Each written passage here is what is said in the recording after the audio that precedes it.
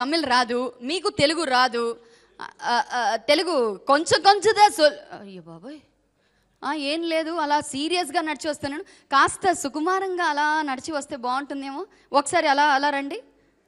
అయ్యో బాబాయ్, ఇది కాస్త ఎక్కువ సుకుమారే అయిపోయింది. Can we have another mic? Sambar వాసన ఆల్రెడీ వచ్చేస్తుంది. எப்படி இருக்கீங்களா மேடம்? சூப்பராக இருக்கேன். ரொம்ப ரொம்ப சந்தோஷமாக இருக்குது இந்த மாதிரி ஒரு சக்ஸஸான ஒரு விழாக்கு வரத்துக்கு. எனக்கு என்ன சொல்லணுன்னே தெரியல. ஏன்னா எனக்கு ரொம்ப ஒரு ఇమోషనల్ మూమెంట్ అరిగే. ఎన్న ఏంటి తెలుగు రాదును అనుకున్నారా? నాకు తెలుసు, తమిళ్ పురియల్ల తెలుసు, తెలుగు బాగా తెలుసు. తెలుగు బాగా తెలుసండి.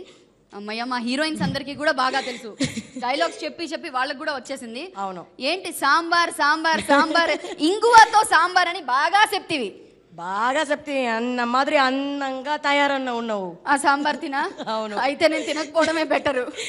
బట్ నిజంగా I'm so happy to be part of an event like this. ఈరోజు నా పేరు మారిపోయింది. ఈరోజు నా పేరు సాంబార్. చెన్నైలో కూడా అందరూ ఏ సాంబార్ సాంబార్ సాంబార్ సాంబార్. రకుల్ గారు మీరు చెప్పింది ఎగ్జాక్ట్లీ కరెక్ట్.